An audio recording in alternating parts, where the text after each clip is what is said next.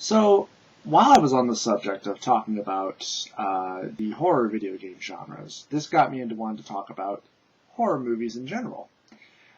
So, I decided to go back into my collection and just view every other sort of movie that obviously fits that genre, but along with a few other movies that may or may not fit that genre, but do certainly have elements to them. This is obviously one of the first ones, and one of my favorites. John Carpenter's The Thing, a remake in itself of another movie with the same title, but very different. I'm sure everybody is well aware of what the movie's about. An alien from outer space that is able to copy and replicate itself and imitate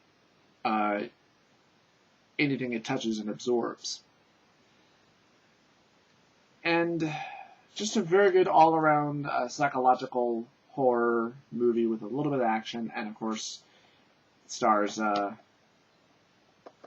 Mr. Kurt Russell himself. One of many of John Carpenter's and Kurt Russell's collaborations into movies. This is by far one of my favorite John Carpenter movies. I have a few other of his that I like, certainly fitting in the horror movie genre, like the Prince of Darkness movie, which I saw a while ago on Netflix, and it was really damn good. It was pretty damn good. And the In the Mouth of Madness I saw on Netflix as well. Again, another good movie. Unfortunately, seems about the mid-90s was about when John Carpenter's, a lot of his movies were never very good. I mean, I'll just come out and say it. I was never really a fan of Escape from New York. Of course, I didn't see it until much, much later, but I never liked it. I especially did not like Escape from L.A. I didn't like vampires. I certainly didn't like Ghosts of Mars, as, well, a lot of people have backed up and saying it's not very good. So let's move on to other titles.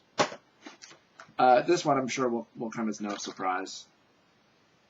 The Return to the Living Dead, a movie I didn't see for many years later. I remember I saw it one night, I think as part of Halloween about a year ago.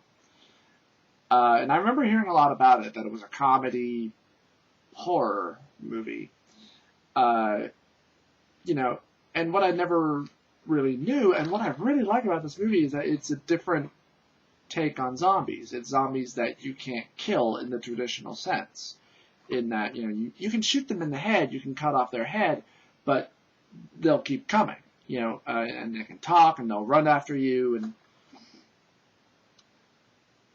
just an all-around good movie. Good, scary, and can be funny, and just all-around enjoyable. So if you can find this movie, definitely pick it up, whether it's Blu-ray, DVD, collector's edition, whatever. It's that good. Check it out, own it, it's fun. I remember I saw the sequel first when I was a kid. The sequel is basically a remake, but it is different in that the ending of the film is different. Some of the characters are different. I don't like it as much as this one now. I do remember liking it as a kid, but seeing it years later, especially after seeing the first one, it's not as good. And then, of course, you have another classic. Original Nightmare on Elm Street. I haven't rewatched this one in quite a while. I did rewatch it obviously after I first bought it, and really do still enjoy it. Saw the remake a while ago. I thought it was okay. There were obviously elements of it that didn't work. I did like the idea that in the remake version, Krueger knew the children that he was stalking in the future, who are now adults. But what I hated, and what I'm sure a lot of people hated, was that they tried to play up the idea of, what if he was innocent? What if he was innocent? And what if we were wrong? Turns out, no, he was guilty of what he did. He was evil. He was a child molester. He did it. Well, that was, again, that was pointless. And this harkens back to something. Now, something that a lot of the original slasher sort of horror movies did was that they would never really show the killer's face. And Nightmare, well, you see glimpses of his face, but a lot of time he is hidden in shadow. And then in some of the other sequels, like 2, and 2 I really did like. And 2 had a really good idea for it, too. In that 2, not only was Freddy's face more, burned and hideously scarred, but again, you didn't get to see him that much because he was hidden in shadow. And what I really liked about what 2 did was that it changed the concept. Instead of him coming after you in your dreams, he took possession of this kid, and every time the kid fell asleep, he would turn into Freddy, and then he could go after whoever the hell he wanted, whether they were awake or not. And that was a good idea. He could come into the real world. A lot of the other movies were hit and miss. I like Dream Warriors. Dream Master still holds up some nostalgia for me, but it did get a lot sillier and stupider as it went on, as they usually do when they take a movie series and they just say, let's just keep going. I mean, who cares? It's still raking in money, and then it just gets dumber and dumber and more diluted. And then you get Freddy making jokes like, you forgot about the power glove! Though I do remember liking that movie as a kid, but that's probably because Freddy's funny! There you go. Nightmare on Elm Street. A few other ones are kind of honorable mentions. Movies that I think are good enough to certainly be scary movies. One of them, I saw a rather harsh, a very harsh review for it on Spill, and I completely disagreed with them because I thought this movie was pretty damn good.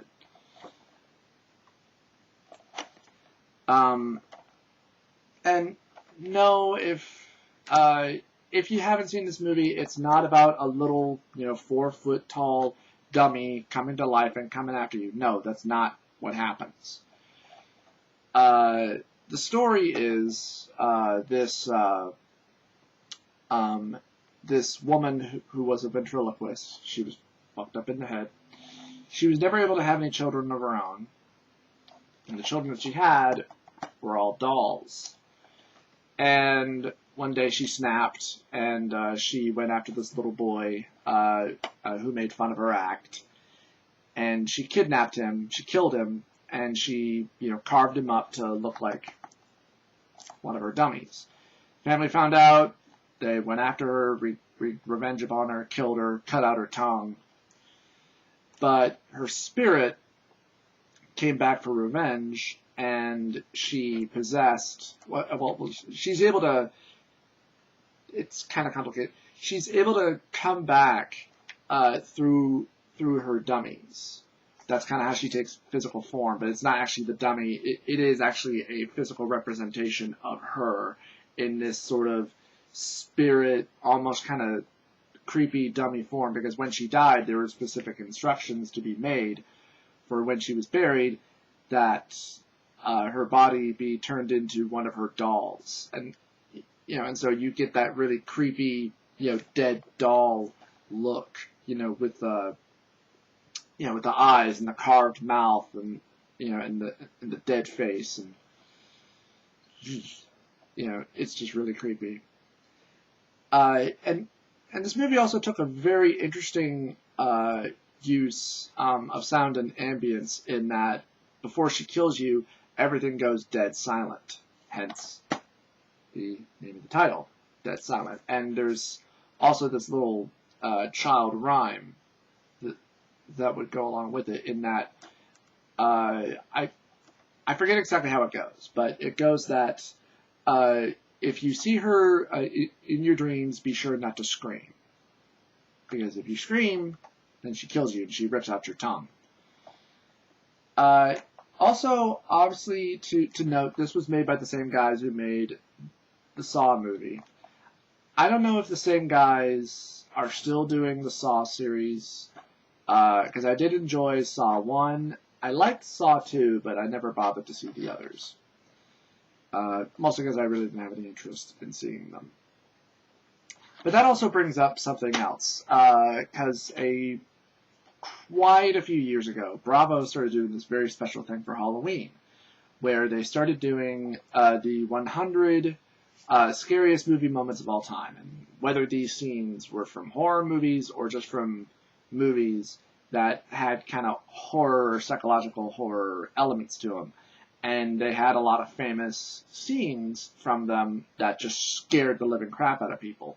And one of the number one moments was the scene from Jaws when the shark first pops out of the water. And, and it was, great to see something like that, because not only would they mention classic movies, they would mention movies that, maybe not a lot of people had seen or really heard of. And then this would put them in the spotlight and make you interested to go check out and watch those movies. Then they made a sequel for this countdown. And I forget exactly what it was. It was either like 30 or like top 50. And my problem with it was that it was a lot of movies that were popular at the time. Movies like Hostel and Saw. And those movies are not scary! They're shocking! There's a big fucking difference! And the Hostel movies were stupid. Okay? Ooh! It's a movie about a bunch of assholes touring the world and having sex and getting drunk and calling everybody a faggot. And then they get tortured and die. Why the hell should I care about these assholes? Point of a horror movie, and what makes it scary, is that you're supposed to care about the characters when you see them die, because you don't want them to die.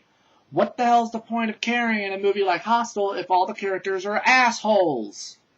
That makes no sense, because then you're rooting for them to die. You want them to be tortured. But then again, it's Eli Roth, and Eli Roth is a fucking hack. Anyway, moving on.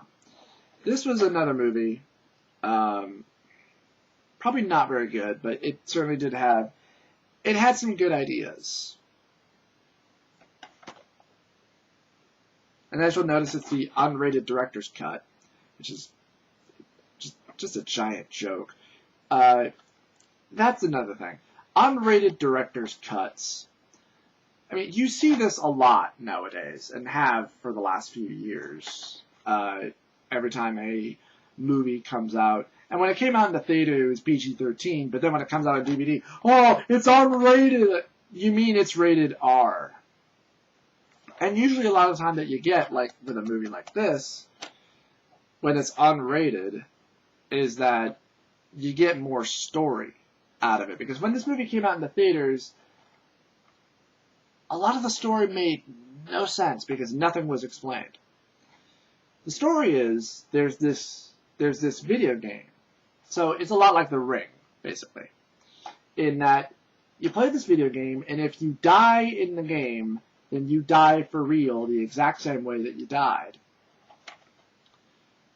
So, maybe not that original, but at least an interesting concept. And really the only times that this movie is actually scary is a lot of the in-game moments.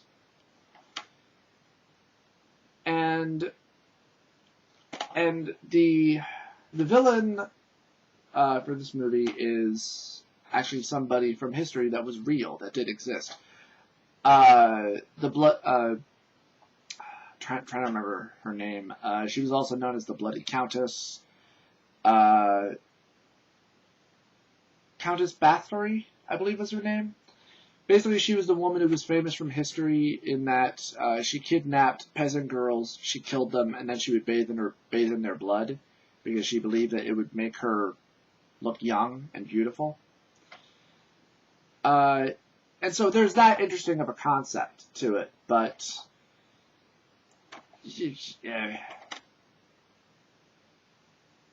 still, it's at least an okay movie. It's good. So if you at least have any interest in checking it out, it's not bad, and you can certainly find it for dirt cheap, like I did. And you have this one. I don't really consider this movie scary, but it certainly did have a lot of good ideas for it. The Hellraiser series. Yes, I am a fan of the Hellraiser series. And I read the book that this was based on. Trying to remember the title now. The Hellbound Heart was what. It was written by Clive Barker, who wrote and directed Hellraiser. A lot of the same elements, but scenes, of course, are vastly different. And upon reading the book and seeing the movie, many years later, I saw the movie first and then read the book later. Certain aspects, you wish that were in the book were in the movie. And good God, how many sequels have there been now for Hellraiser? And some were good, and some weren't, and some were just terrible. I liked Hellbound, Hellraiser 2. I liked Hell on Earth. I mean, the main reason why I like the Hellraiser movies is obviously because of Pinhead. Because Pinhead always has, some very, he always has really, really good dialogue. And I saw the latest Hellraiser movie, Revelations, I believe was what it was called. And this time it wasn't Doug Bradley that was playing Pinhead. It was a completely different guy. And in fact, when you look at the cover for the DVD movie, Pinhead doesn't even look like he's, actually being played by a real actor. It looks like a CGI digital creation. It doesn't even look real. But then you actually see the movie, and yeah, he is being played by an actual actor, but a lot of the blood and gore is CGI, because CGI is so much easier to do than practical effects, but practical effects actually look real and are better, but whatever. Revelations, I didn't think was bad. I didn't really think it was great. There were ideas for it that were good. You can check it out now, and you can rent it.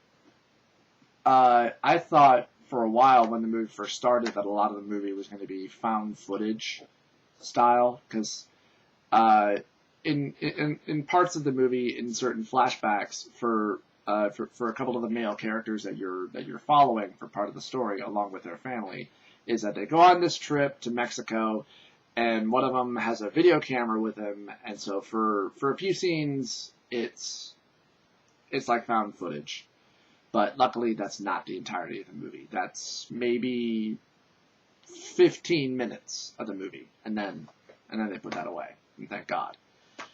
So yeah, Hellraiser series. If you can find at least the first two movies or any of the other sequels, Hellraiser Inferno I thought was really good too. That was a really good one. Hellraiser Bloodline I thought was okay.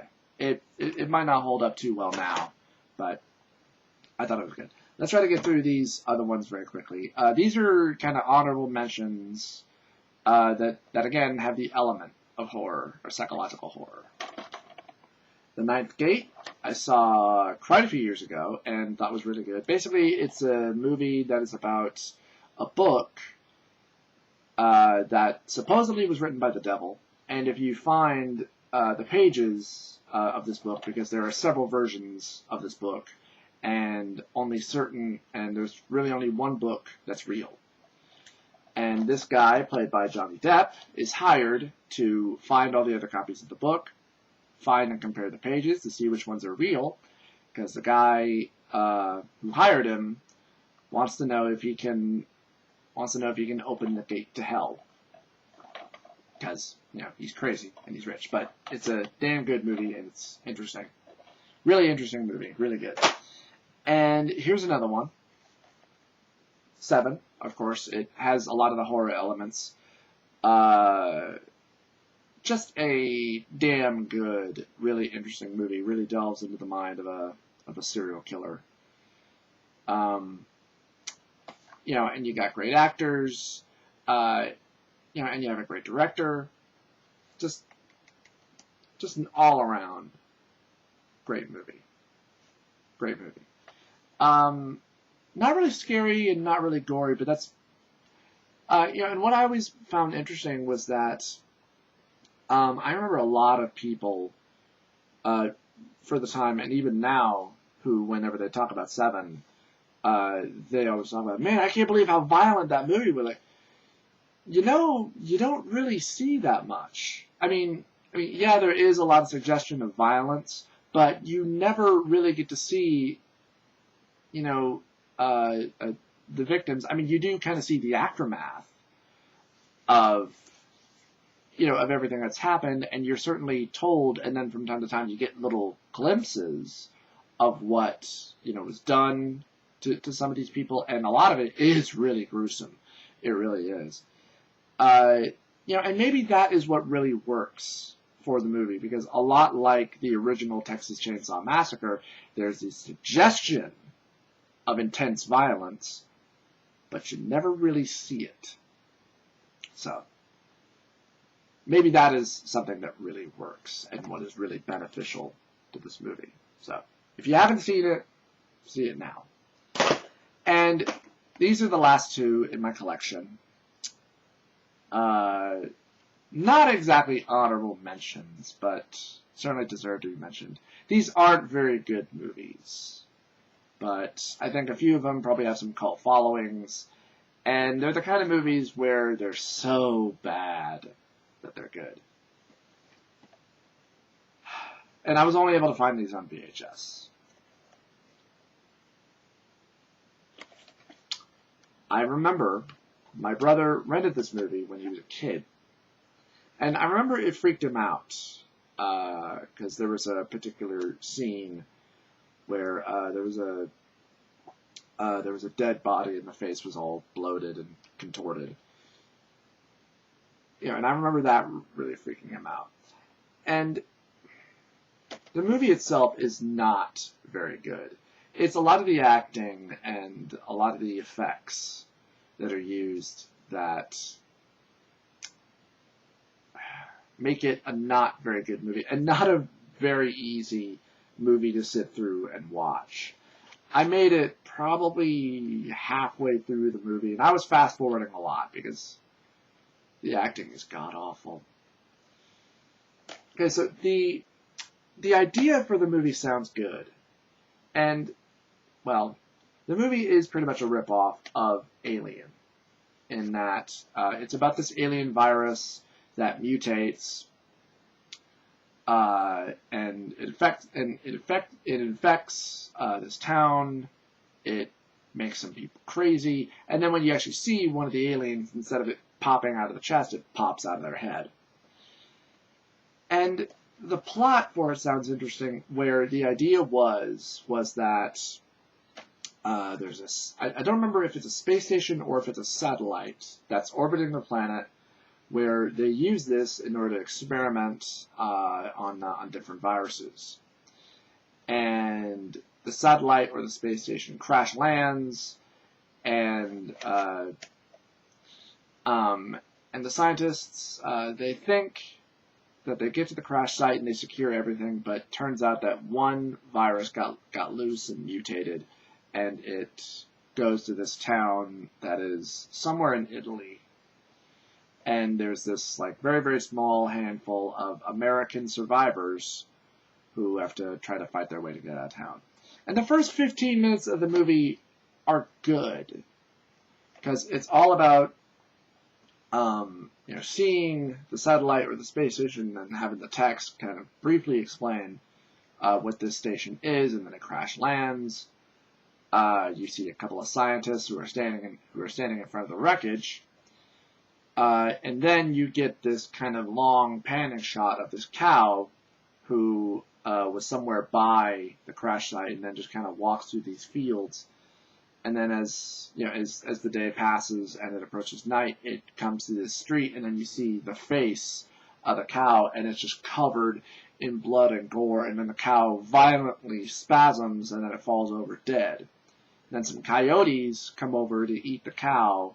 One of them goes out and just starts like chewing and gnawing at its stomach and opens it up and starts trying to eat at the inside of it, but then something inside the cow grabs the coyote, kills it, and pulls it in. That was interesting. And then the bad acting starts. So, and I was able to get this movie for really cheap off of Amazon. I got it for about $3. If you have any interests, and if you're a lot stronger than a guy like me, and you can sit and wade through terrible acting, then give this movie a watch if you can. I mean, I understand that there were a lot of people online who actually kind of liked this movie. It has an interesting idea. It's just a very poor execution. And then you have another movie that's so bad that it's just so enjoyable. I want you dead. Blah, blah, blah. You have to wonder sometimes when some people decide to make a slasher horror movie, and they come up with a concept like this, like, how about we have a dead guy dress up as Uncle Sam and then go around and kill people? It's right up there with the Jack Frost. And in fact, I believe this was made about the same time as the Jack Frost movies and as another slasher horror movie, The Ice Cream Man. And no, I'm not joking about that. And this movie has a scene in it that was just so goddamn funny that the first time that my friends and I rented this and watched it, we watched this scene 12 times. Okay, the overall plot of the movie is it's 4th of July weekend. The killer was a soldier in, where was it? He was in Desert Storm. He was killed by fire. His body is shipped home. He comes back to life somehow, and he kills somebody who's dressed up like Uncle Sam, steals his costume, and then goes around and murders people. And the overall scene takes place during a 4th of July town celebration. And as part of the town celebration, all the kids are participating in a potato sack race. And in every one of these movies, there's the town bully. And he takes part in the potato sack race. I don't know what first prize for a potato sack contest is, but he is so eager to win this potato sack race, he's blatantly cheating. Like, he's knocking people over, he's tripping them. And at one point, they're going around this sort of hill on this path. He gets a little too wild when he tries to push somebody, and he winds up falling down this dirt hill. And the whole way down, he's bumping and thumping, and he's still inside the sack. He's bumping and he's thumping, he's making all these ridiculous noises. And my friends and I are just laughing our asses off. And then as he gets to the bottom of the hill, he winds up in this sort of junkyard, sort of apple field. Because there were like what looked like little apple trees. It's actually been a while since I've seen the movie again. And he builds up so much momentum from falling down this hill, that when it gets to the bottom, it's like he hits a ramp and he goes up in the air, and because he's in the potato sack, he looks like he's flopping like a fish in midair, and he makes this ridiculous noise like thump, and just hits the ground hard. And I've never laughed so hard in all my life. And my friends and I are laughing our asses off at this scene. Rewind it, play it again. And God, we had a lot of good time watching that movie. It's so terribly bad. And there are boobs. There are boobs in this movie, if that gets your attention at all. Of course, that is usually any form of incentive that we usually needed in watching a movie when we were kids. Like, ooh, there's boobs? Boobs? But yeah, there you go. A small representation of my collection and horror movies in general. If you guys have any of your own favorites that you'd like to comment on or post, feel free to. Anyway, I'll see you guys next time.